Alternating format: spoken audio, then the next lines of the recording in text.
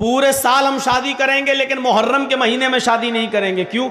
मुहर्रम का महीना मातम का महीना है। मुहर्रम के महीने में शादी कर दी अपने बेटे या बेटी की तो घर में मातम ही मातम रहेगा। जबकि सबसे अच्छा महीना और बाबरकत महीना है वो खैर बरकत के एतबार से देखा जाए रमज़ान का महीना छोड़िए, लेकिन इस्लाम का पहला महीना और सारे अच्छे काम उसी महीने में हुए हैं। ज़मीन आसमान की तख्लीक और ये वो अल्लाह ताला ने मूसा अलैहिस्सलाम को फ़िरौन के जुल्म से नजात भी दी तो मुहर्रम के महीने में ये तमाम चीज़ें हुई। लेकिन आदमी इस महीने के बारे में क्या सोचता? नहीं, मुहर्रम के महीने में हम शादी नहीं करेंगे। ये है बदशगुनी, बदफाल।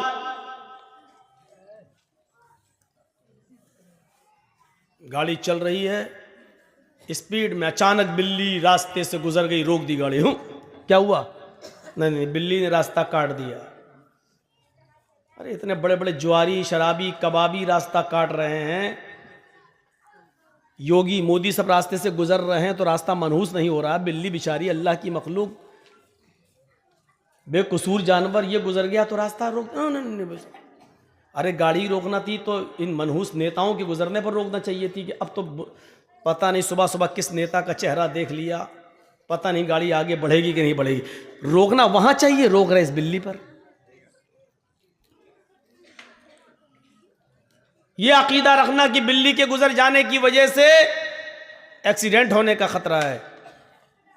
गाड़ी रोक दी, 2 मिनट रुके, उसके बाद गाड़ी चला रहे हैं। यह है बदशगुनी।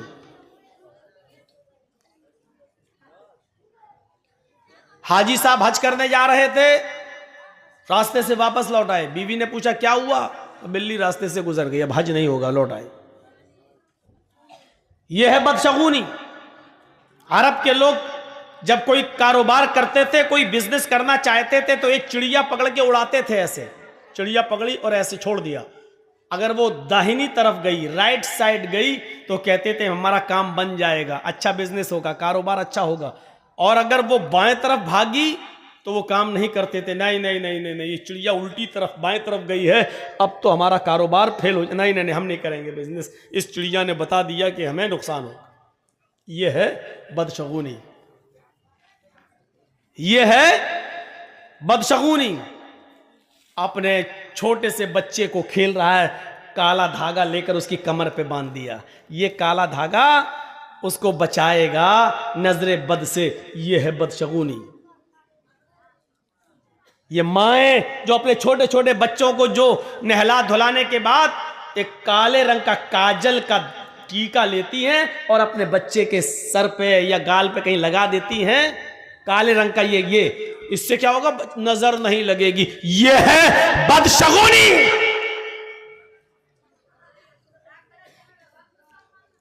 माफ कीजिएगा, सिर्फ इतना सा काला टीका लगा देने से तुम ये समझती हो कि मेरे बच्चे पे नजर नहीं लगेगी।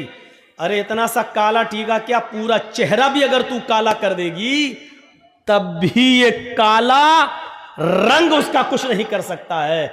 अपने बच्चे को नजरे बद से बचाना है तो सिर्फ ये दुआ पढ़ो, अल्हम्दुलिल्लाहि रब्बिल आलमीन से वलज़्ज़ालीन आमीन, और उसके बाद में कुल औज़ु बिरब्बिल फलक और कुल औज़ु बिरब्बिन नास, ये पढ़कर अपने बच्चों पर दम करो 3 मरतबा सुबह और 3 मरतबा शाम।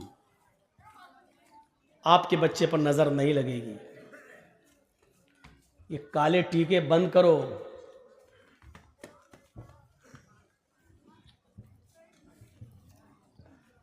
ऐसे लगाओ, टीका लगा दिया। कितने बच्चे खेलते हुए हमारी गोद में आ जाते हैं, यही बिहार बंगाल के अंदर। ऐ मौलाना साहब जरा मेरे बच्चे के सर पे हाथ फेर देना। गोद लिया, काला टीका लगा हुआ है, काजल लगा हुआ है। इस अकीदे के साथ कि काला टीका लगा देने से बच्चे पे नजर नहीं लगेगी, गलत। 3 बार सूरह फातिहा पढ़ो, 3 बार कुल औज़ु बिरब्बिल फलक पढ़ो, 3 बार कुल औज़ु बिरब्बिन नास पढ़ो और अपने बच्चों पर दम करो। उसका तरीका ये होना चाहिए कि एक बार पहले पढ़िए आप औज़ु बिल्लाहि मिनश शैतानिर रजीम बिस्मिल्लाहिर रहमानिर रहीम अल्हम्दुलिल्लाहि रब्बिल आलमीन अर्रहमानिर रहीम मालिकि यौमिद्दीन इय्याका नअबुदु व इय्याका नस्तईन इहदिनस सिरातल मुस्तकीम सिरातल लज़ीना अनअमता अलैहिम गैरिल मग़दूबि अलैहिम वलद्दाल्लीन। फिर उसके बाद पढ़ो बिस्मिल्लाहिर रहमानिर रहीम क़ुल अऊज़ु बिरब्बिल फ़लक़ मिन शर्रि मा ख़लक़ व मिन शर्रि गासिक़िन इज़ा वक़ब। ये पूरी सूरत पढ़ो। उसके बाद पढ़ो बिस्मिल्लाहिर रहमानिर रहीम क़ुल अऊज़ु बिरब्बिन नास मलिकिन नास इलाहिन नास मिन शर्रिल वसवासिल ख़न्नास अल्लज़ी युवस्विसु फ़ी सुदूरिन नास मिनल जिन्नति वन नास। एक एक बार पढ़ लिया, अब बच्चे पे दम कर दो। इसके बाद फिर पढ़ो ऐसे ही, फिर पढ़ो ऐसे ही, ऐसे 3-3 बार पढ़ के आप सुबह दम कर दो फजर की नमाज के बाद, और शाम को दम कर दो इशा की नमाज के बाद। मौका लगे तो दोपहर में भी दम कर दो ज़ोहर की नमाज के बाद। लेकिन ये सब करने के लिए अम्मा को उठना पड़ेगा सुबह फजर में, नमाज पढ़ने के बाद दम करने के लिए। अब इन झमेलों से बचने के लिए कुछ कठमुल्लाओं ने कह दिया है काला टीका लगा दो, नजर नहीं लगेगी। सच बता रहे हैं, यही कठमुल्ला उल्टी छुरी से काटे जाने वाले हैं। काले, अगर काली चीज से नजर रुकने वाली होती तो हिंदू भाई तो इतने इतने बड़े वो काली दुर्गा माँ का इतना बड़ा वो लगा लेते हैं अपने घरों में, जबान निकाले हुए करे हुए। अब देखिए, इसका मतलब उनके घर पे तो नजर ही नहीं लगेगी, पूरा इतना बड़ा रख लेते हैं, दरवाजे पे लगा देते हैं, जबान बाहर निकली हुई है। क्या कहेंगे आप उसको? यह है बदशगुनी। कितने बच्चों को देखता हूं नंगे घूमते और काला काला वो बंधा हुआ है, सब क्या गंडा बांध दिया है। फला मौलाना साहब ने पढ़ के दिया। अरे मौलाना साहब तू खुद ही बांध ले अपनी कमर पे, ना इन गंडों से कुछ होना है, ना इस टीके से कुछ होना है। अल्लज़ीना हुम ला यततय्यरून, जो बदशगुनी नहीं लेते होंगे, बगैर हिसाब किताब के जन्नत में जो जाएंगे 70,000 लोग, वो कौन होंगे? जो बदशगुनी नहीं लेते होंगे। वला यक्तऊन,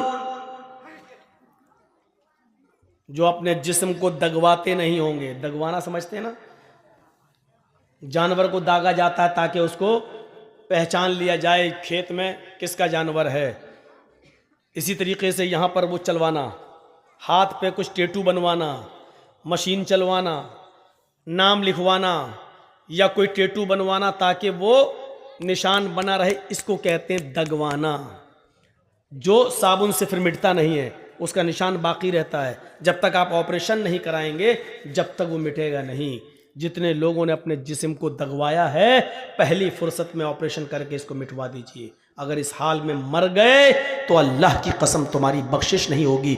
जिसके जिस्म को दागा गया हो और उसने अपने जिस्म पर दगवाया हो, ऐसा आदमी अगर मर जाए तो इसकी जनाजे की नमाज पढ़ना जायज नहीं है और इसको मुसलमानों के कब्रिस्तान में दफन करना भी जायज नहीं। लिखे बैठे हैं अपनी अपनी माशूकाओं के नाम, लड़के और लड़कियां लिख बैठी हैं अपने महबूबों के नाम। कभी यहां लिख लिया, कभी यहां दगवा लिया। साहब देख, कुछ लोग तेजाब से भी लिख देते हैं, कुछ लोग छुरी से लिखते हैं काट के। ये सब दगवाने के हुक्म में शामिल है, दगवाने के। शेख सालेह अल उसैमीन का फतवा है कि अगर किसी आदमी का मौत इस हाल में होती है कि उसके जिस्म पर टैटू बंधा हुआ है, दागा हुआ है, तो इस शख्स की न तो नमाज जनाजा पढ़ी जाएगी और न मुसलमानों के कब्रिस्तान में इसको दफन किया जाएगा। करने को तो कुछ भी कर लो। तो बगैर हिसाब और किताब के जो जन्नत में जाएंगे, उनमें जो अपने जिस्म को दगवाते नहीं होंगे। ए मदरसे के बच्चों, तुम लोग बार बार उठ रहे हो, जाओ यहां से चलो।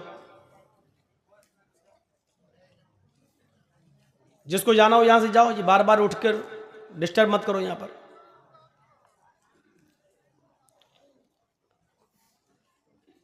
अल्लज़ीना हुम ला यततय्यरून वला यक्तऊन, और जो अपने जिस्म को दगवाते नहीं होंगे। और तीसरी चीज सुन लीजिए, जो बगैर हिसाब व किताब के जो लोग जन्नत में जाएंगे उनमें तीसरी चीज क्या है? सही बुखारी की हदीस, अल्लाह के नबी फरमाते वला यस्तरकून, जो झाड़ फूक नहीं करते होंगे।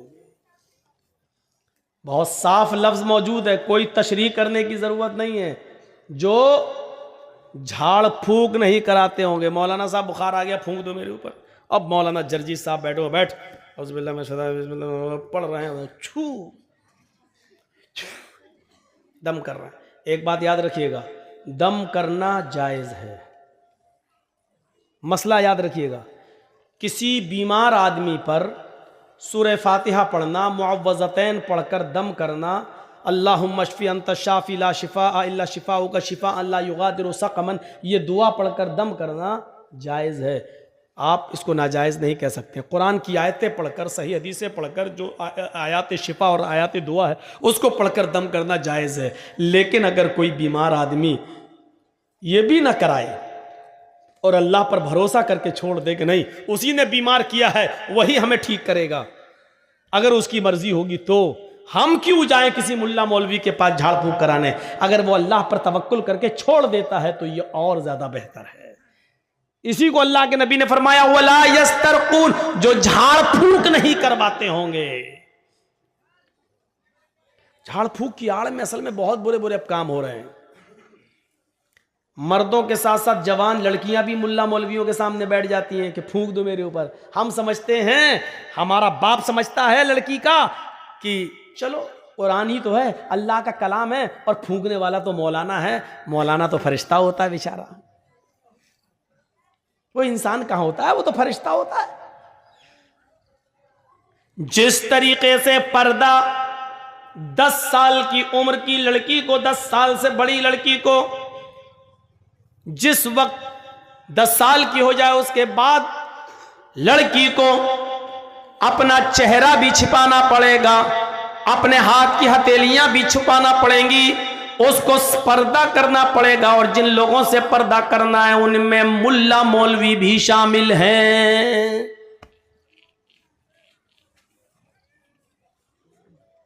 अब लड़की का बाप लड़की पर दम कर सकता है, लड़की का भाई लड़की पर दम कर सकता है, लड़की की मां लड़की पर दम कर सकती है, लड़की का शौहर लड़की पर दम कर सकता है। माफ कीजिएगा मौलाना जर्जीस, आपकी जवान बेटी पर दम नहीं कर सकते हैं सामने बिठाकर।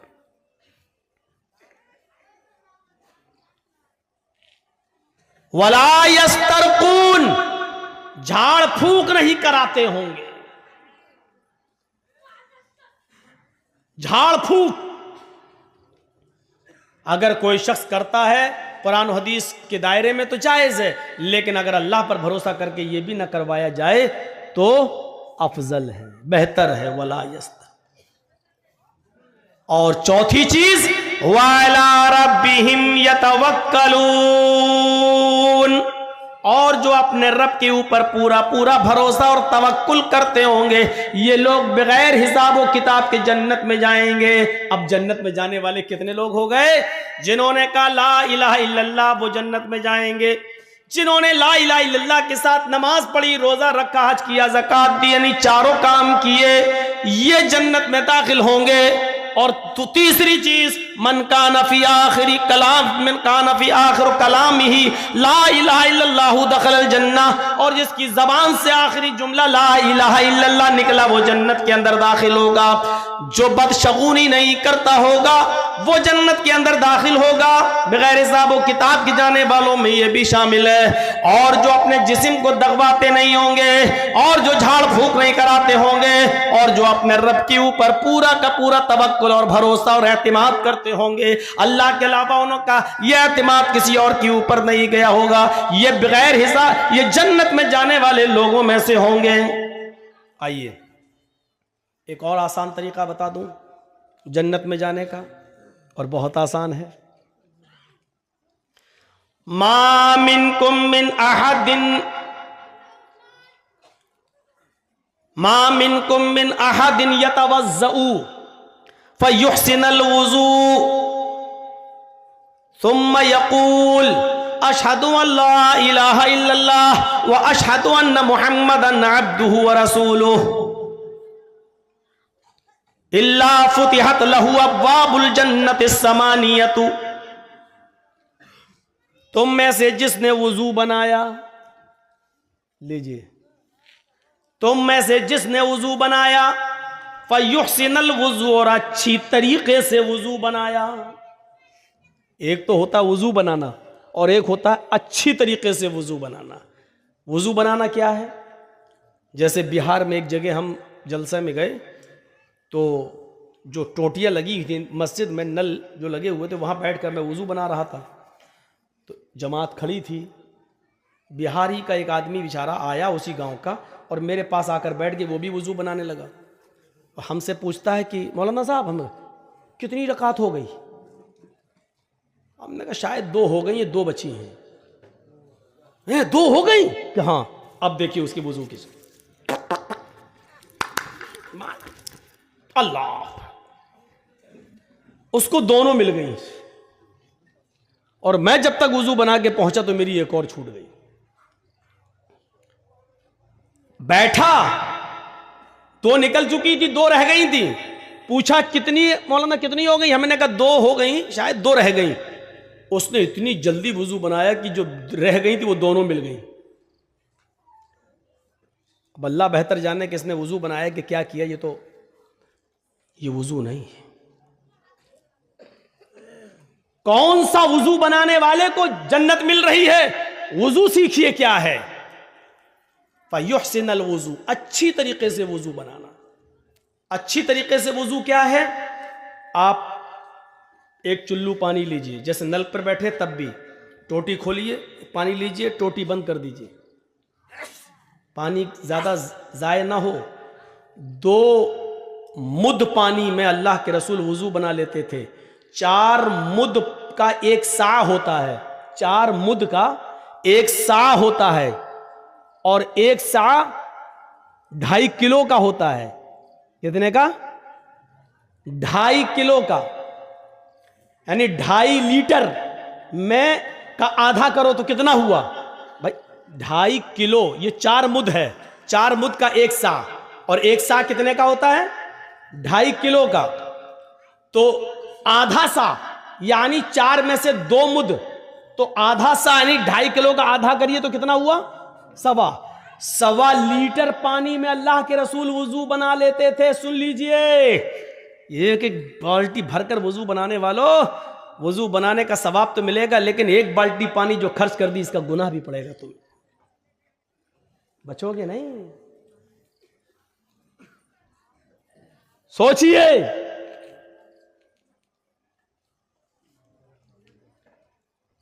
दो सा 2.5 दूनी 5, 5 लीटर की एक कट्टी में अल्लाह के रसूल गुस्ल कर लिया करते थे, पूरा नहा लिया करते थे। और वो भी गुस्ले जनाबत, नापाकी वाला गुस्ल कर लेते थे।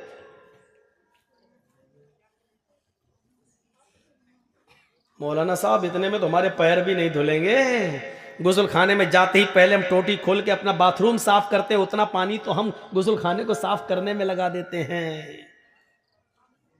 एक एक चीज का हिसाब होगा। पानी की कदर उनसे पूछो जिस मुल्कों में पानी बड़ी मुश्किल से मिलता है, उनसे पूछो पानी की कदर, उनसे पूछो। और राजस्थान के इलाके में जहां गर्मी बहुत पड़ती है और रेगिस्तानी इलाका है, उन लोगों से पूछो। पहाड़ी इलाकों पर जहां पानी पहुंचता नहीं है, उनसे पूछो पानी की कदर। तो ये खोला, या लोटा है, पलटा, ये पानी लिया, अब इसको ऐसे मलिए। ये अच्छी तरीके से वुजू बनाना। ये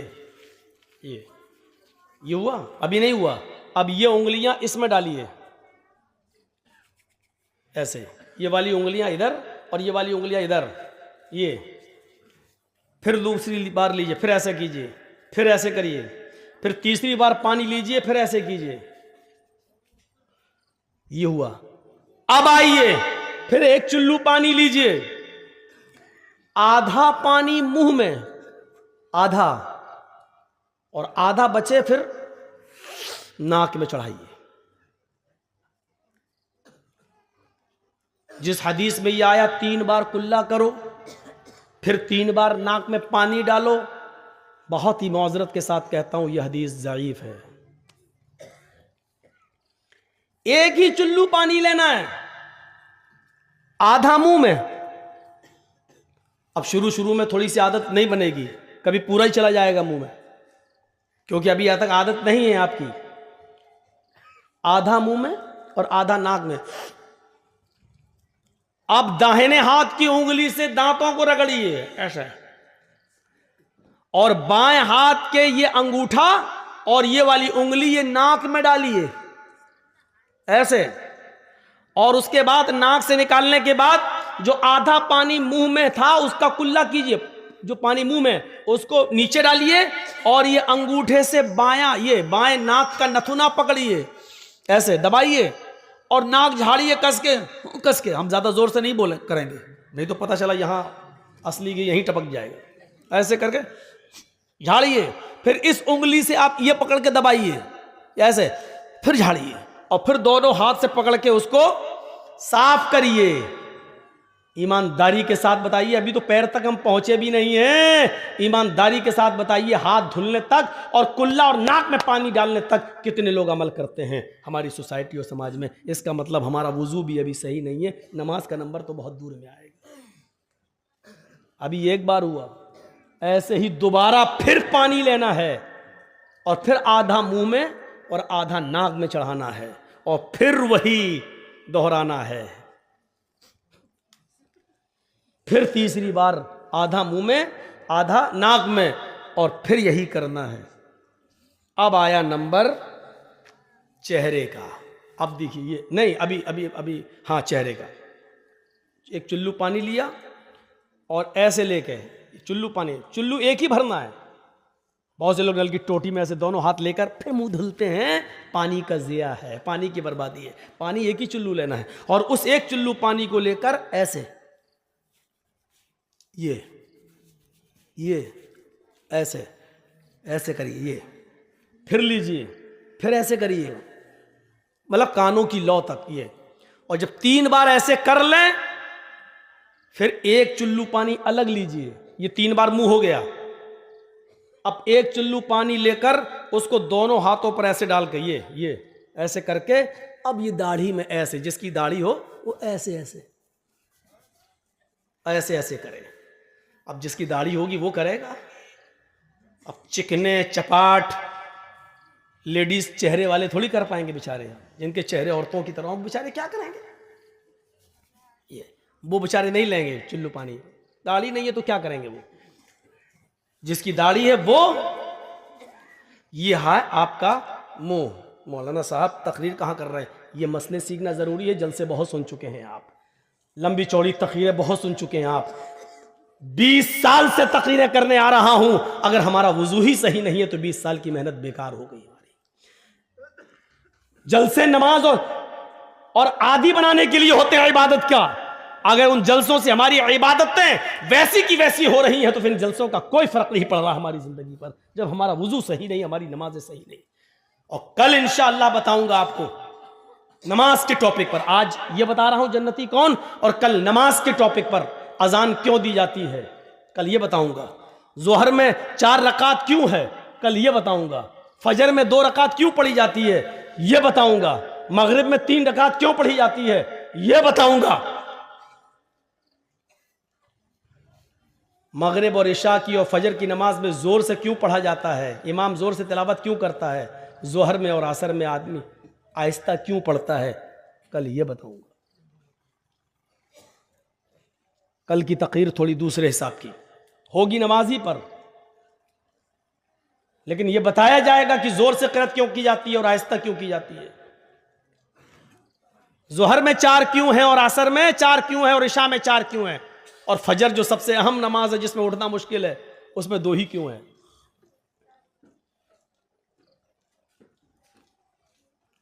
तो ये वुजू अभी, अब 3 बार चेहरा हो गया, अब ये हाथ ऐसे लीजिए, एक चुल्लू पानी बस, और इसी को आप चढ़ा लीजिए। बहुत से लोग कहते हैं ऐसे करोगे तो गुनाह ऊपर चढ़ जाएंगे। अल्लाह के बंदे, अपनी अकल से मत दौड़ाओ सारी खुराफातें।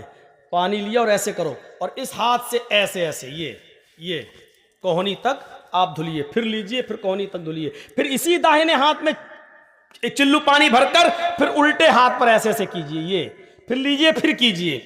और उसके बाद में एक बार पानी लिया चुल्लू में, एक ही चुल्लू पानी, फिर लेकर फिर आपको ऐसे करके ये ऐसे करके ये करना है। सुनिए, मसा यहां तक लाइए, जहां पर सर पर तकिया रखते हैं आप, ये यहां तक, जिसको हम लोग गुद्दी बोलते हैं, यहां तक लाइए हाथ, बिल्कुल ऐसे ही। और इसको पूरी तरीके से, बहुत से लोग क्या करते हैं जो हिप्पी कट बाल रखते हैं, जो शाहरुख खान बने हुए हैं, अरे हम क्या इनके नाम लें, जो हिजड़े बने हुए हैं, ये कहूं, ये ज्यादा बेहतर है। हम तो ये जुमला इस्तेमाल करेंगे, जिसको बुरा लगता हो वो लगे और कल ना आए। जो आजकल बिल्कुल लंबे लंबे बाल रखकर वो बने हुए हैं, हिप्पी कट, हिजड़े कट, ये कुछ बाल देखे ना आप कैसे कट रहे हैं, यहां से बिल्कुल मशीन चल रही है, यहां से चल रही है, यहां पर देख रहे हैं जैसे टिल्लू पंप रख दिया गया हो, यहां से टकला, यहां से टकला, यहां से टकला, बाल यहां पर हैं। कसम खुदा की ऐसा लगता है ये बाल कौन से हैं, इसको हम कहते हैं सुअर कट बाल, सुअर कट बाल है ये लोग रख रहे हैं आज। ये तो क्या है सर का मसा, ये और फिर यहां से वापस लाइए, ये अब आपका सर का मसा हो गया। और जोर से करना है, बाल बिगड़ जाने दो, अरे हमारे भी तो बिगड़ गए हैं, हम भी तो कंगी अंगी करके आए। आपको समझाने के लिए देखिए, ये लिया यहां से लेके ऐसे, ये लीजिए, ये हो गया, फिर यहां से वापस लाइए, ये। अब उसके बाद दोबारा पानी लेने की जरूरत नहीं है, इसी दोनों उंगलियों को कान में डालिए और कान में आप फेरते चले जाइए, आपकी उंगली अपने आप घूमती रहेगी। क्यों? उसमें वो गड्ढे बने हुए हैं, ये अपने आप जब आप ऐसे करेंगे, ऐसे चलाएंगे तो सब उसकी जो नालियां बनी हुई हैं उसमें जाता रहेगा। ये करने के बाद ऐसे देखिए, ये कर लिया, और ये दो अंगूठे, ये देखिए, ये गौर से, इस वक्त खरगोश मत समझना हमको, ये दो अंगूठे जो अभी यहां करने के बाद ये एक बार, ये है आपका सर का मसा। ईमानदारी के साथ बताइएगा ऐसा वुजू कौन बना रहा है आजकल? चले हैं नमाज पढ़ने के लिए, 900 चूहे खा के बिल्ली चली हज को। अब उसके बाद में आइए पानी के लिए पैर धुलने का। तो ये पैर धुलने का बड़ा अजीब मसला है, 3 बार कैसे धुला जाएगा? अब चिल्लू भर पानी लेकर तो नहीं धुला जाएगा, तो आपके पास जो लोटा हो तो वो उस पर थोड़ा सा पैर में उलट कर ये करिए ऐसे, और फिर ये उंगली ऐसे, एक एक उंगली, अब हम मोजे पहने हैं तो इसलिए एक एक उंगली को जैसे हम हाथ में किया था ऐसे ही इसको भी ऐसे करिए। आपको लगता है कि कहीं खुश्क न रह जाए, थोड़ा सा पानी और डाल लीजिए, फिर ऐसे करिए, ये ऐसे 3 बार ये और 3 बार ये, दोनों पैर कम से कम यहां तक, टखने तक, यहां तक धुलना है। ज्यादा अगर आप धुल लेते हैं तो कोई मुजायका नहीं है, कोई हर्ज नहीं है, धुल सकते हैं। यह है आपका वुजू, जिसको कहते हैं फयुहसिनुल वुजू, अच्छी तरीके से वुजू बना। अब हदीस सुनिए, मा मिनकुम मिन अहदिन यतवज़्ज़उ फयुहसिनुल वुजू थुम्मा यक़ूल, तुम में से जिसने वुजू बनाया और अच्छी तरीके से वुजू बनाया, और वुजू बनाने के बाद खड़ा हो गया, वुजू बनाकर फारिग हुआ, खड़ा हो गया, खड़ा होने के बाद जिसने ये दुआ पढ़ी, अशहदु अल्ला इलाहा इल्लल्लाहु व अशहदु अन्ना मुहम्मदन अब्दुहु व रसूलुहु, जिसने वुजू बनाने के बाद ये दुआ पढ़ी, इल्ला फुतिहत लहु अब्वाबुल जन्नतिस समानिया, ऐसे आदमी के लिए जन्नत के 8 दरवाजे खोल दिए जाते हैं। जन्नत के 8 दरवाजे इस आदमी के लिए खोल दिए जाते हैं। अच्छी तरीके से वुजू बनाकर दुआ मांगने वाला, दुआ पढ़ने वाले के लिए जन्नत के 8 दरवाजे खोल दिए जाते हैं। यह है जन्नत। मोबाइल में 2 GB खर्च करके जहन्नम कमा रहे हो, पैसा खर्च कर करके वो जहन्नम ले लेते हो, लेकिन जन्नत फ्री में मिल रही, हम लेने के लिए तैयार नहीं। ये हो गया वुजू। और वुजू बनाने के बाद जिसने दुआ पढ़ी, और दुआ देखो, इतना सा बच्चा कुर्सी चोरी करके कहां भाग रहा है? रहने दो, किसी बड़े बाप का बेटा लग रहा हो, अभी से जमीन पे नहीं बैठ रहा, अभी से कुर्सी पे बैठ रहा है। हमें डर लगता है आगे चल के ये मोदी ना बन जाए। तो वुजू बनाया और अच्छी तरीके से वुजू, और वुजू बनाने के बाद ये दुआ, बहुत से लोग ये दुआ भी पढ़ते हैं, अल्लाहुम्मा जालनी मिनत तव्वाबीन व जालनी मिनल मुतताहिरीन। कोई हर्ज नहीं, पढ़ सकते हो, जायज़ है। लेकिन मुस्लिम शरीफ की हदीस में इतनी ही दुआ बताई जितनी मैंने पढ़ी है, अशहदु अल्ला इलाहा इल्लल्लाह व अशहदु अन्ना मुहम्मदन अब्दुहु व रसूलुहु। अगर इतनी दुआ पढ़ते हैं तब भी काफ़ी है, और यह हदीस सही है, मुस्लिम की है। तिरमिजी के अंदर अल्फाज की ज़्यादती है, अल्लाहुम्मा जालनी मिनत तव्वाबीन व जालनी मिनल मुतताहिरीन। आप पढ़ सकते हैं, कोई हर्ज की बात। तो जिसने ये दुआ पढ़ी उसके लिए जन्नत का 1 नहीं, 2 नहीं, 3 नहीं, 4 नहीं, 8 दरवाजे उसके लिए खोल दिए जाते हैं। जन्नत के 8 दरवाजे उसके लिए खोल दिए जाते हैं। अब सुनिए, वुजू बनाया और वुजू बनाने के बाद दुआ पढ़ी, उसके लिए जन्नत के दरवाजे खोल दिए गए। एक और हदीस इसी में जोड़ देता हूं। हजरत बिलाल रजी अल्लाह तआला अन्हु को अल्लाह के नबी सल्लल्लाहु अलैहि वसल्लम ने फरमाया, आए बिलाल मैंने जन्नत का दौरा किया, आए बिलाल मुझे जन्नत दिखाई गई, आए बिलाल जब मुझे मेराज हुई और मुझे जिब्रील ने जन्नत का मुआयना कराया, मुझे जन्नत दिखाई, तो मैंने जन्नत देखी। जन्नत के अंदर हमने तुम्हारे जूतों की आवाज सुनी। आए बिलाल जन्नत के अंदर मैंने तुम्हारे जूतों की आवाज सुनी।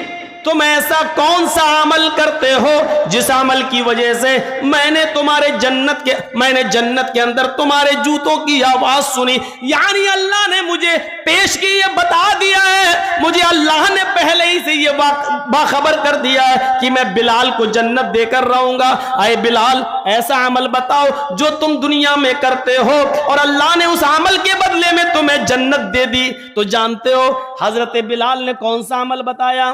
कहा अल्लाह के रसूल वैसे तो मैं नहीं जानता कि कोई अमल मेरा ज्यादा हो, जो सब करते हैं वो मैं भी करता हूं, जितना सब करते हैं उतना मैं भी करता हूं, लेकिन एक अमल शायद है जो मैं औरों को करते हुए नहीं देखता।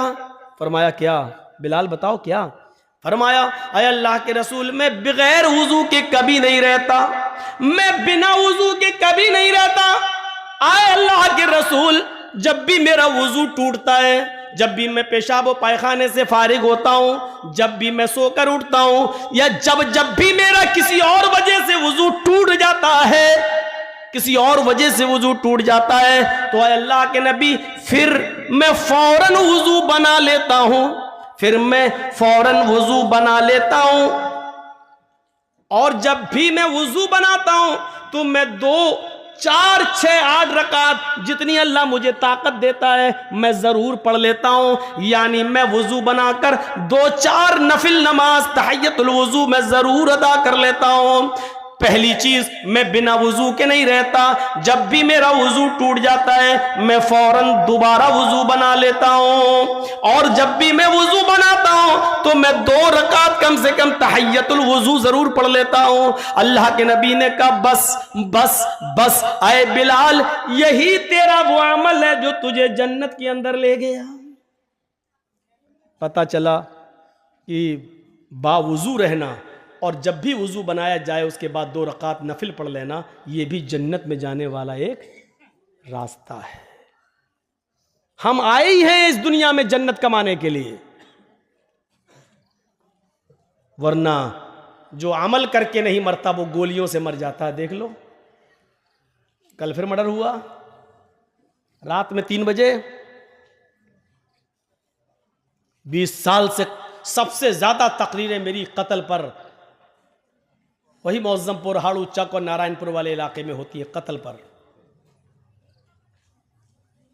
क्या फर्क पड़ा है?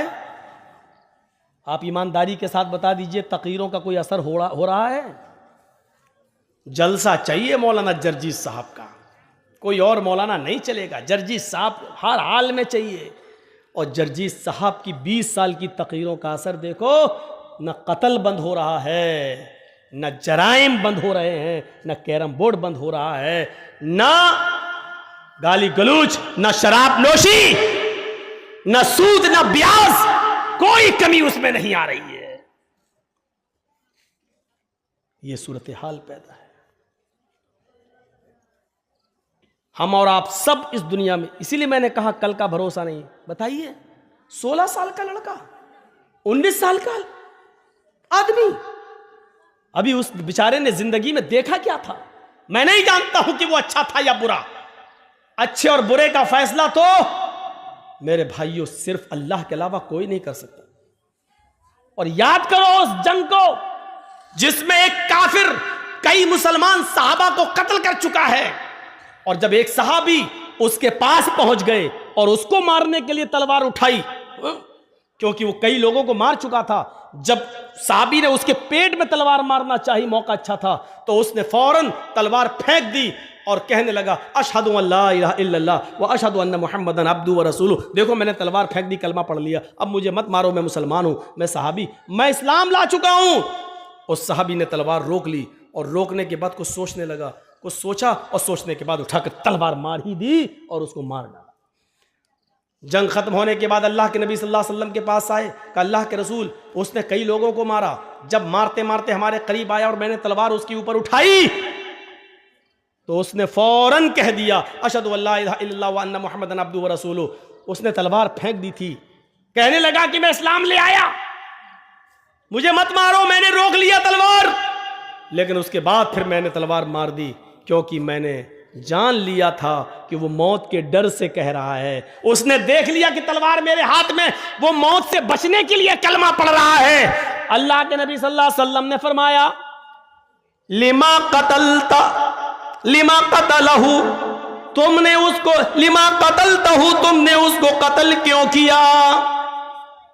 जब उसने कलमा पढ़ लिया था तो तुमने उसको कत्ल क्यों किया? इस सहाबी ने जवाब दिया आय अल्लाह के नबी वो मौत के डर से कलमा पढ़ रहा था, उसने जब देख लिया कि मेरे हाथ में तलवार है और यह आदमी मुझे बिल्कुल मारने के दर पे है, तब उसने मौत से बचने के लिए कलमा पढ़ लिया, इसलिए मैंने उसको मार दिया। फरमाया अशक़क़्त क़ल्बहू, उसने मौत के डर से कलमा पढ़ा या अल्लाह के डर से कलमा पढ़ा, ये तुझे कैसे पता चला? क्या तूने उसके दिल को चीर कर देख लिया था? क्या तू उसके दिल में घुसा हुआ था? तुझे कैसे पता चला कि उसने मौत के डर से पढ़ा है या अल्लाह के डर से? कल कयामत के दिन तू इस कलमे को क्या जवाब देगा? कल कयामत के दिन ये कलमा जब आएगा ला इलाहा इल्लल्लाह मुहम्मदुर रसूलुल्लाह, जब इसकी जबान से ये कलमा निकलते हुए आएगा तो तू इस कलमे को कल क्या जवाब देगा? कयामत के दिन तू इस कलमे को क्या जवाब देगा? इस कलमे की गर्दन का हाथ तेरे गरिबान पर होगा, तू इस कलमे को कल कयामत के दिन क्या जवाब देगा? मेरे भाइयों इस हदीस से पता चलता है कि किसी भी कलमा गो मुसलमान को मारना, किसी मुसलमान को कत्ल करना कितना बड़ा जुर्म है। उस कयामत के दिन जिस आदमी को कत्ल किया गया है, मकतूल जिसको कत्ल किया गया है, कयामत के दिन अपने कातिल को ढूंढेगा, इधर उधर पूरे मैदाने महशर में ढूंढता फिरेगा। जब कातिल उसको नजर आ जाएगा तो ये उसके सर के बाल पकड़कर उसको खींचते हुए लाएगा और सीधे लाकर अल्लाह रब्बुल आलमीन के सामने लाकर खड़ा कर देगा। अल्लाह पूछेगा मेरे बंदे ये क्या है? वो कहेगा आय अल्लाह ये मेरा, इसको मैं खींच कर तेरे सरबार में लाया हूं। आए मेरे परवरदिगार, आय अल्लाह सल हाजा लिमा कतलनी, आज तू इससे सवाल करके इसने दुनिया में मुझे क्यों मारा था? आज इससे तू सवाल कर इसने दुनिया में मुझे क्यों कत्ल किया था? आज इससे तू पूछ इसने दुनिया में मुझे क्यों कत्ल किया था? मुझे कत्ल करने के बाद मेरी बीवी को बेवा किया था, मेरे बच्चों को यतीम किया था, इससे पूछ के मेरी बीवी का क्या कसूर था जो तूने उसको बेवा कर दिया? इससे पूछ के मेरे बच्चों का क्या कसूर था कि तूने उसको यतीम कर दिया? इससे पूछ कि मेरी बाप का, मेरी मां का क्या कसूर था कि तूने उससे उसकी औलाद छीन ली? वो रोते रहे। पूछ इससे, ऐ अल्लाह ये मेरे सवाल का जवाब नहीं देगा, आज तेरे सवाल का जवाब देगा। सल हाजा लिमा कतलनी, इससे पूछ कि इसने दुनिया में मुझे क्यों मारा था, इसने दुनिया में मुझे क्यों कत्ल किया था? इस हदीस के होते हुए कितना बड़ा दिल और कितना बड़ा कलेजा है कातिलों का, ये सोचकर कि एक दिन उनको भी मरना है, ये सोचकर उनके दिल क्यों नहीं कांप जाते? कैसे नहीं मरेगा? तो आदमी ऐसे मरेगा, मरना है। हाँ, यही वो अमल है जिसने तुम्हें जन्नत के करीब कर दिया है, बावुजू रहना। और जब भी वुजू टूटता, और याद रखिएगा वुजू उन्हीं चीज़ों से टूटता है जिन चीज़ों को अल्लाह के रसूल ने बयान कर दिया है। माँ अखरजा मिनस सबीलैन, पेशाब और पायखाने के रास्ते से किसी भी चीज़ के निकलने से वुजू टूट जाता है। पेशाब करने से भी वुजू टूट जाता है, लेटरिन करने से भी वुजू टूट जाता है, हवा के खारिज हो जाने से वुजू टूट जाता है। इसी तरीके से गहरी नींद सो जाने से, सोकर उठने से वुजू टूट जाता है। इसी तरीके से कै आ जाए, उल्टी आ जाए, उससे वुजू टूट जाता है। इसी तरीके से आपकी नाक के नक्सीर फूट जाए तो उससे वुजू टूट जाता है। इसके अलावा और चीज़ों से वुजू नहीं टूटता, अगरचे वो गुनाही क्यों ना हो।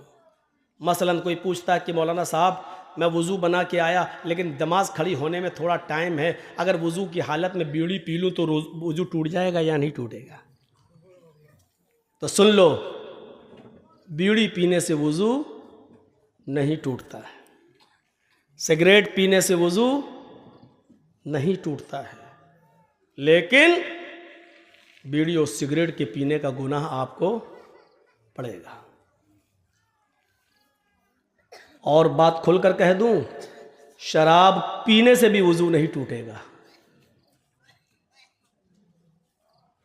हाँ, शराब पीने के बाद नशा इतना आया कि आपको होश ही नहीं है, तब आपका वुजू टूट जाएगा, क्योंकि अब आपको होश नहीं है। वुजू आपका तब टूटेगा, लेकिन शराब पीने से वुजू नहीं टूटेगा, लेकिन शराब पीने का गुनाह पड़ेगा। इससे भी ज्यादा खुल के कह दूं, माँ बहन की गालियां जो लोग दे देते हैं वुजू की हालत में, गाली देने से भी वुजू नहीं टूटेगा, क्योंकि शरीयत ने वुजू टूटने की जो शराइत बताई हैं उनमें गाली देना शामिल नहीं है। गाली देने से भी वुजू नहीं टूटेगा, लेकिन गाली देने का गुनाह पड़ेगा। हाँ, ऊंट का गोश्त खाने से वुजू टूट जाएगा। सारी कोई भी चीज खाइए, किसी भी चीज के खाने से वुजू नहीं टूटेगा, लेकिन ऊंट का गोश्त खाने से वुजू टूट जाएगा। यह हदीस है। क्यों टूटेगा मसलहत नहीं मालूम है, लेकिन बाज़ उलमा ने लिखा है, शारहीन हदीस ने लिखा है, चूंकि ऊंट बहुत गर्म होता है और गर्म चीज खाने के बाद उसकी गर्मी को खत्म करने के लिए पानी की जरूरत पड़ती है, इसलिए वुजू बताया है। लेकिन यह मसलहत ऐसे ही लोगों ने बता दी है, इसकी कोई दलील नहीं है। जहां तक मेरा अपना इल्मी नाकिस इल्म का तकाजा है, मैं कह सकता हूं कि वुजू के टूटने की शायद ये वजह हो सकती है कि ऊंटों के ऊपर जिन्नात का साया ज्यादा होता है। ऊंट के ऊपर अक्सर जिन्नात का साया ज्यादा होता है, और जिन्नात आग से पैदा होते हैं, इसलिए आग को बुझाने के लिए पानी की जरूरत पड़ती है। इसलिए ऊंट को खाकर, उसका गोश्त खाकर कहीं ऊंट के ऊपर जो सवार जिन्नात, उसका असर आपके ऊपर ना आ जाए, इसलिए उस जिन्नात के असर को खत्म करने के लिए वुजू की जरूरत है। वुजू बना लेंगे तो असर खत्म हो जाएगा, शायद इसलिए वुजू बताया हो। लेकिन वजह कुछ भी हो, सच यह है कि ऊंट का गोश्त खाने से वुजू टूट जाता है। हमें वुजू बनाना है ऊंट का गोश्त खाकर। मसलन हम बावुजू हैं, किसी ने ऊंट का गोश्त दे दिया, हमने खा लिया, अब हमारा वुजू नहीं रहा, अब हमें नमाज पढ़ना है तो वुजू बनाना पड़ेगा। मसलहत कुछ भी हो, हमें यह हुक्म मानना है, क्योंकि जनाब मोहम्मद रसूलुल्लाह सल्लल्लाहु अलैहि वसल्लम ने फरमाया है। तो यह मुर्गी खाइए, बकरी खाइए, गाय खाइए, भैंस खाइए, जितने हलाल जानवर खाइए, बावुजू है, आपका वुजू नहीं टूटेगा। लेकिन ऊंट का गोश्त खाएंगे, उसके बाद वुजू आपका टूट जाएगा। और चीजों से वुजू नहीं टूटेगा। गाली आप दे रहे हैं, नहीं टूटेगा वुजू, लेकिन हाँ, गाली देने का गुनाह पड़ेगा। अब सवाल ये कि हमने किसी को गाली दी, तेरी माँ का तेरी, अब गाली देने के बाद वुजू है ही, अब हम नमाज पढ़ने जाएं, हाँ जा सकते हो। मौलाना साहब गाली दी तो अब क्या करोगे? गाली दी तो दोबारा वुजू बनाओगे? गाली देने से वुजू थोड़ी टूटा, वो तो गुनाह तेरा लिख गया है। बाएं हाथ के कांधे पर जो फरिश्ता है उसने लिख लिया तेरा गुनाह। अब तुम जाओ अल्लाहु अकबर कहो, नमाज पढ़ो, अब उसमें दुआ तो आएगी, औज़ु बिल्लाहि मिनश शैतानिर रजीम बिस्मिल्लाहिर रहमानिर रहीम। भाई सुभानक अल्लाहुम्मा पढ़ोगे तो उसमें पढ़ोगे ना, वला इलाहा गैरुक अऊज़ु बिल्लाहि मिनश शैतानिर रजीम बिस्मिल्लाहिर रहमानिर रहीम अल्हम्दुलिल्लाहि रब्बिल आलमीन अर्रहमानिर रहीम। अल्लाहुम्मा बाइद पढ़ोगे तब भी अल्लाहुम्मा बाइद बैनी व बैन खताया कमा बाअदत बैनल मशरिक़ि वल मग़रिब अल्लाहुम्मा नक़्क़िनी मिनल खताया कमा युनक़्क़ा थौबुल अबयज़ु मिनद दन्स। ये पूरी दुआ पढ़ोगे, उसके बाद पढ़ोगे अऊज़ु बिल्लाहि मिनश शैतानिर रजीम बिस्मिल्लाहिर रहमानिर रहीम। जहां आपने गाली दी अऊज़ु बिल्लाहि मिनश शैतानिर रजीम पढ़ने के बाद आपने उस असर को खत्म कर दिया, लेकिन गाली देने का गुनाह आपको पड़ेगा। तो मेरे भाइयों, इस बात को याद रखिएगा। मसले हैं ये छोटे छोटे, इनको अपने जहन में रखिएगा। हर हराम चीज नापाक नहीं होती है, मसला याद रखिएगा। हर हराम चीज नापाक नहीं होती है। मसलन हम नमाज पढ़ने के लिए जा रहे हैं, अचानक कोई आदमी शराब पी रहा और शराब की बोतल से शराब गिरी और मेरे कपड़ों पे गिर गई। अब शराब हमारे कपड़ों पे लगी हुई है, क्या इस शराब से हमारा कपड़ा नापाक हो जाएगा? क्या हम धोएंगे उसके बाद जाएंगे नमाज पढ़ने के लिए?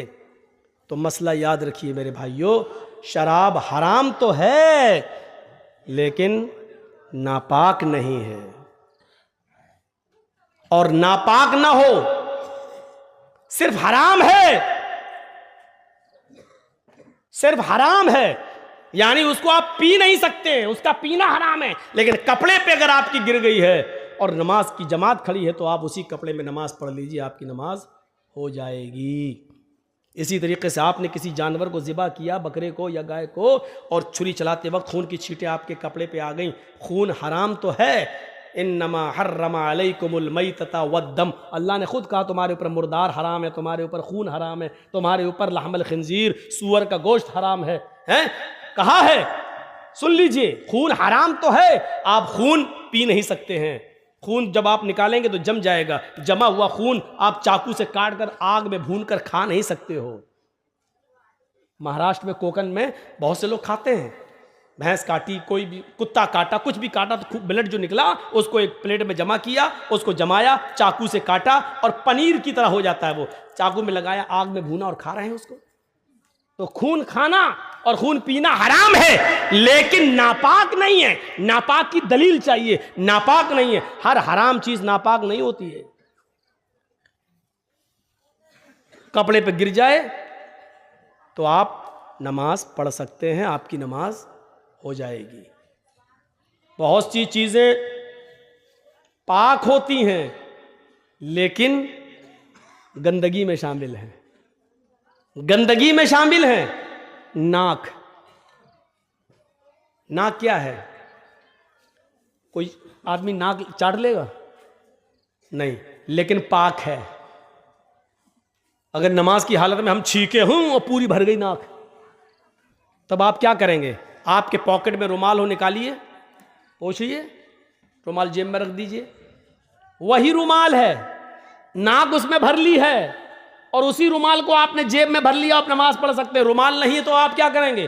कुर्ता उठाइए, कुर्ते में पोंछ लीजिए, क्योंकि आपके नाक पे लगी हुई है। क्या करेंगे आप? कुर्ता उठाइए, पोंछ लीजिए और आप उसी में नमाज पढ़ेंगे। तो नाक गंदी तो है लेकिन नापाक नहीं है। थूक, थूक, जमीन पर हमारे मुंह में थूक है, पी गए, खा गए। हर आदमी के साथ ऐसा होता है, अपना थूक आदमी निकल जाता है, कोई बात नहीं, लेकिन अपना ही थूक अगर जमीन पर थूक दे उसके बाद कहो चाटो तो नहीं चाटेगा। हम खांसे बलगम आ गया, अब बलगम क्या करें? रुमाल नहीं है, दामन में पोंछ लिया, नमाज पढ़ रहे हैं। ये गंदा तो है लेकिन नापाक नहीं है। याद रखिए, हर हराम चीज नापाक नहीं होती है। कुत्ता हराम भी है और नापाक भी है। देख रहे हैं, कुत्ता हराम भी है और नापाक भी है। आप कुत्ता काट कर नहीं खा सकते हैं क्योंकि वो हराम है और नापाक भी है। अगर कुत्ता हमारे बर्तन में मुंह डाल दे तो उस बर्तन को 7 मरतबा धुलना पड़ेगा। पहली मरतबा मिट्टी से या आखिरी बार मिट्टी से। अब आजकल मिट्टी नहीं है, साबुन सर्फ वगैरह है, तो उसको एक बार सर्फ से भी धुलना पड़ेगा। 7 बार बर्तन को धुलना है, पहली बार या आखिरी बार सर्फ से या मिट्टी से उसको धुल लीजिए। देखिए, कुत्ता नापाक भी है और हराम भी है, लेकिन बिल्ली हराम है लेकिन नापाक नहीं है। गोश्त दोनों का हराम है। देख रहे हैं आप, ना आप कुत्ता खा सकते हैं ना आप बिल्ली खा सकते हैं, लेकिन एक चीज हराम के साथ साथ नापाक भी है और दूसरी चीज हराम तो है लेकिन नापाक नहीं है। अल्लाह के रसूल ने बिल्ली को काटना और ज़िबा करके उसका गोश्त खाना हराम बताया है, लेकिन जब अल्लाह के नबी वुजू बनाते थे तो बिल्ली आपके पास चली आती थी। आप जिस लोटे से वुजू बना रहे हैं पानी से, बिल्ली की जबान निकली, आप उसी लोटे को टेढ़ा कर देते थे, बिल्ली उसी लोटे से पानी पी लिया करती थी। और बिल्ली के झूठे पानी से अल्लाह के रसूल वुजू बना लिया करते थे, और वुजू बनाकर आप मस्जिद में नमाज भी पढ़ने जाते थे।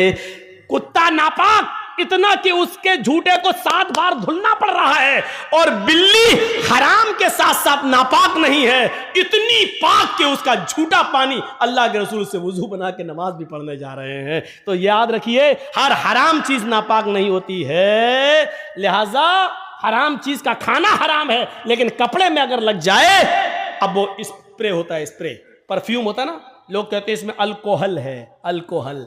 अरे जब शराब नापाक नहीं है तो अल्कोहल कैसे नापाक हो जाएगा? अल्कोहल पीना हराम है, अल्कोहल खाना हराम है। अल्कोहल की बोतल लाकर आप पिएंगे ये हराम है, लेकिन अल्कोहल अगर कपड़े में लग जाए, खुशबू है, परफ्यूम में है, मारा स्प्रे और नमाज पढ़ने जा सकते हैं? हाँ जा सकते हो, उसमें अल्कोहल है, बना रहने दो अल्कोहल। अल्कोहल तो फौरन उड़ जाता है, जैसे ही आपने मारा स्प्रे, स्प्रे की खुशबू आपके उस पे आई और अल्कोहल उड़ जाता है। अल्कोहल रुकता नहीं है। होम्योपैथिक मेडिसिन में अल्कोहल डाला जाता है, और जब अल्कोहल जब आप ऐसे पकड़ेंगे और पानी में बूंद डालेंगे, होम्योपैथिक ड्रॉप्स डालेंगे, लिक्विड होम्योपैथ, तो वो अल्कोहल उड़ता जाएगा, अल्कोहल रुकता नहीं है। तो मेरे भाइयों, परफ्यूम लगाकर भी नमाज पढ़ना जायज है, अगरचे परफ्यूम में अल्कोहल क्यों ना हो, नमाज पढ़ सकते हैं, क्योंकि हराम तो हो सकता है लेकिन नापाक नहीं। अच्छा, अब लोग कहेंगे हराम तो है, हराम तो है, हराम चीज कपड़े पे लग जाए तो कैसे नमाज हो जाएगी? बिल्कुल ऐसे ही जैसे हजरत अबू हुरैरा बिल्ली को गोद में लेके नमाज पढ़ लेते थे। मैं पूछता हूं कि हराम है, फिर गोद में क्यों ले रहे हैं? हराम है, अल्लाह के नबी क्यों उठा रहे हैं? अच्छा, गधा क्या है? वो भी तो हराम है, लेकिन अल्लाह के रसूल गधे की पीठ पर बैठकर सवारी कर रहे हैं और चल रहे हैं। अगर गधा नापाक होता तो अल्लाह के रसूल सल्लल्लाहु अलैहि वसल्लम उस नापाक जानवर पर बैठकर सवारी नहीं करते। उसके जिस्म से निकलने वाले पसीने से अल्लाह के रसूल के कपड़े भी नापाक हो जाते, लेकिन अल्लाह के रसूल गधे की सवारी भी किया करते थे, सफर भी करते थे गधे पर बैठकर, और आकर आप उन्हीं कपड़ों में नमाज भी पढ़ते थे। अच्छा, सोना क्या है? सोना मर्द के लिए क्या है? सोना मर्द के लिए हराम है। आप सोने की अंगूठी नहीं पहन सकते हैं, आप सोने की चेन नहीं लगा सकते हैं, आप सोने की कोई चीज मर्द अपने जिस्म पर इस्तेमाल नहीं कर सकता है। लेकिन अगर वो अपनी बीवी के लिए सोने की चेन बनवा के जा रहा है, सोने की चूड़ी लेकर जा रहा है, लेकिन अजान का वक्त हो जाता है, वो मस्जिद में जा रहा है, वो सोना जो मर्द के लिए हराम है, लेकिन सोने की अंगूठी, सोने की चेन उसकी जेब में पड़ी हुई है, उसकी नमाज हो जाएगी, इसलिए कि सोना हराम है मर्द के लिए, लेकिन नापाक नहीं है। इतना याद रखिए कि कुछ चीज़ें नापाक तो हैं, लेकिन कुछ चीज़ें हराम तो है लेकिन नापाक नहीं। कुछ चीज़ें हराम हैं तो उसके साथ नापाक भी है, जैसे कुत्ता हराम है और नापाक भी है। हम कुत्ते को गोद में उठा नहीं सकते, अगर उठा लिया तो हमें कपड़े धुलना पड़ेंगे। अगर सूखा कुत्ता भी, ड्राई कुत्ता भी, सूखा कुत्ता भी अगर हमसे छुल गया तो हमें उतना हिस्सा धोना पड़ेगा, क्योंकि कुत्ते की खाल मोटी होती है और उसके जिस्म से निकलने वाला पसीना भी नापाक होता है। लिहाजा ड्राई कुत्ता, सूखा कुत्ता भी अगर हमसे छुल जाता है तो हमें उतना हिस्सा धुलना पड़ेगा। और बिल्ली चाहे कितनी ही हमसे रगड़े छुले, हमारी गोद में आके बैठ जाए, हमें कपड़े धुलने की ज़रूरत नहीं है। ये छोटे छोटे मसलों को आप याद रखिएगा। अब मैं थोड़ा सा आगे बढ़ता हूँ, तो वज़ू के बाद नफिल नमाज पढ़ लेना भी जन्नत में ले जाने का सबब है। इज़ा क़ालल मुअज़्ज़िन अल्लाहु अकबर अल्लाहु अकबर, जब मुअज़्ज़िन कहे अल्लाहु अकबर फ़क़ूलू अल्लाहु अकबर, तो तुम भी कहो अल्लाहु अकबर। वइज़ा क़ालल मुअज़्ज़िन अशहदु अल्ला इलाहा इल्लल्लाह, जब मुअज़्ज़िन कहे अशहदु अल्ला इलाहा इल्लल्लाह, तो तुम भी कहो अशहदु अल्ला इलाहा इल्लल्लाह। जब मुअज़्ज़िन कहे अशहदु अन्ना मुहम्मदर रसूलुल्लाह, तो तुम भी कहो अशहदु अन्ना मुहम्मदर रसूलुल्लाह। जब मुअज्जिन कहे हय्या अलस सलाह फक़ूलू ला हौला वला कुव्वता इल्ला बिल्लाह, जब मुअज्जिन कहे हय्या अलस सलाह तो तुम कहो ला हौला वला कुव्वता इल्ला बिल्लाह, जब मुअज्जिन कहे हय्या अलल फलाह तो तुम कहो ला हौला वला कुव्वता इल्ला बिल्लाह, जब मुअज्जिन कहे अल्लाहु अकबर तो तुम भी कहो अल्लाहु अकबर, जब मुअज्जिन कहे ला इलाहा इल्लल्लाह तो तुम भी कहो ला इलाहा इल्लल्लाह। देखिए मुअज्जिन अजान दे रहा मस्जिद में, हम चाय पी रहे हैं होटलों पर, अल्लाह के नबी क्या फरमाते हैं, जन्नत में जाना चाहते हो तो ये अमल करो, मुअज्जिन जो कहे वही तुम कहो। सिर्फ हय्या अलस सलाह और हय्या अलल फलाह पर ला हौला वला कुव्वता इल्ला बिल्लाह पढ़ो, और जब वो आजान दे चुके, जब उसकी आजान खत्म हो जाए तो तुम ये दुआ पढ़ो, अल्लाहुम्मा रब्ब हाज़िहि दावति ताम्मा वस्सलातिल काइमा आति मुहम्मदनिल वसीला वल फजीला वबअसु मकामम महमूदा अल्लज़ी वअदता। जिसने ये दुआ पढ़ ली मुअज्जिन के आजान देने के बाद, जिसने ये दुआ पढ़ी, हुल्लत लहू शिफात यौमल क़यामा, क़यामत के दिन अल्लाह रब्बुल आलमीन की जानिब से इस आदमी के लिए शिफात करना मेरे लिए हलाल हो जाएगा। ये जहन्नम के दरवाजे पर भी खड़ा होगा, मैं इसको जहन्नम के दरवाजे से खींच कर ले आऊंगा।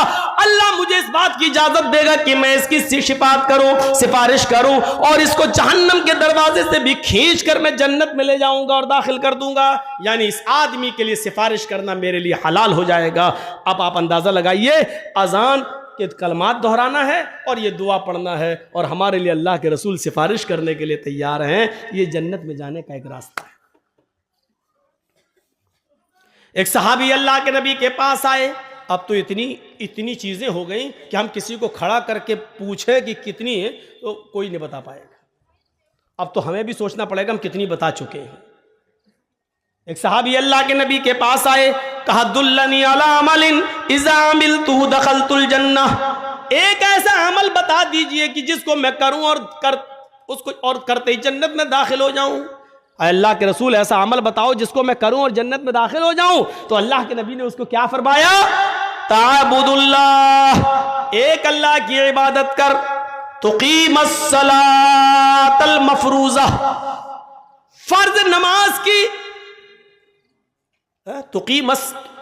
तुकीमस सलातल मकतूबा, फर्ज नमाज की हिफाजत कर, उसको पढ़, वतूतिय ज़कातल मकतूबा, और जो ज़कात तेरे ऊपर लिख दी गई है तू उस ज़कात की अदायगी कर, वतसूम रमज़ान, रमज़ान के पूरे महीने के रोजे रख, तहज्जुल बैत, और हज कर, खाने काबा की ज़ियारत कर, हज कर, तदखुलुल जन्नह, तू जन्नत के अंदर दाखिल हो जाएगा।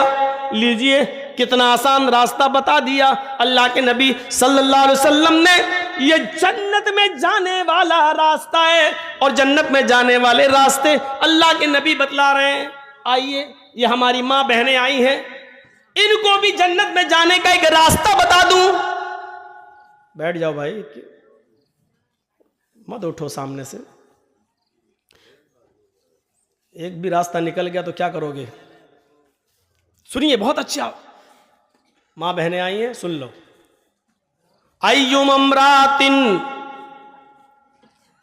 इज़ा सल्लत खम्सहा व सामत शहरहा व अहसनत फरजहा व अताअत बालहा फलतदखुल मिन अब्वाबिल जन्नति शात। ये चारों चीजें औरतों के लिए बताई जा रही हैं। जो औरत 5 वक्त की नमाज पढ़ ले, पाबंदी के साथ 5 वक्त की नमाज पढ़ती हो, वह सामत शहरा, रमजान के पूरे महीने के रोजे रखती हो, वह अहसनत फरजा, अपनी शर्मगाह की हिफाजत करती हो, बेहुदा कपड़े न पहनती हो, कपड़े लूज हो, ढीले ढाले हो, चुस्त ना हो,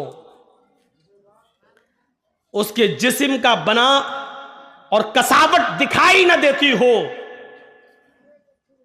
ढीले ढाले कपड़े पहनती हो, वह अताअत बालहा, और अपने शौहर की इताअत व फरमा बरदारी करती हो, अपने शौहर की सेवा में, अपने पति की सेवा में कमी न करती हो। फल तदखुल मिन अब्वाबिल जन्नति शात, जन्नत की जिस दरवाजे से ये दाखिल होना चाहे हो जाए, इसको जन्नत का कोई फरिश्ता किसी भी दरवाजे पर खड़ा हो उसको जन्नत में जाने से नहीं रोक सकता। इस औरत के लिए जन्नत के सारे दरवाजे खुले हुए हैं, जिस दरवाजे से दाखिल होना चाहे चली जाए, इसके लिए जन्नत के सारे दरवाजे खुले हुए हैं। अय्युम अम्रातिन मातत व ज़ौजुहा राजिन, अगर किसी औरत का इंतकाल हो जाए, अगर कोई औरत मर जाए लेकिन मरते वक्त वह ज़ौजुहा राजिन, उसका शौहर उससे राजी हो, उसका पति उससे राजी हो, जो औरत इस हाल में मरी हो कि मरते वक्त उसका पति उससे खुश था, मरते वक्त उसका पति उससे राजी था, दखलतिल जन्नह, तो अल्लाह ताला इस औरत को जन्नत के अंदर दाखिल करेगा।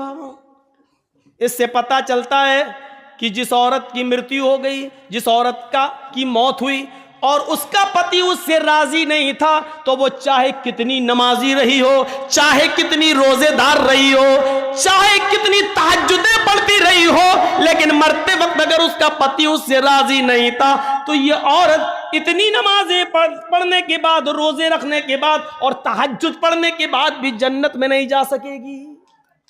औरतों की नमाज और रोजा और हज और ज़कात ये डिपेंड करता है शौहर की मर्जी पर, शौहर की खुशी पर, उसके पति की मर्जी पर, पति की खुशी पर। अगर शौहर राजी तो औरत जन्नती, मरते वक्त अगर शौहर नाराज तो औरत जहन्नमी, नहीं जा सकती जन्नत के अंदर। इन चीजों पर हमें गौर करना है। आए अल्लाह के नबी सल्लल्लाहु अलैहि वसल्लम हमें जन्नत में जाने का रास्ता बताओ, हम जन्नत में जाना चाहे। अस्सलाम वालेकुम दोस्तों, उम्मीद करता हूँ आपने इस बयान को पूरा सुना होगा। अगर आपको ये बयान पसंद आया हो तो वीडियो को लाइक और चैनल को सब्सक्राइब करें।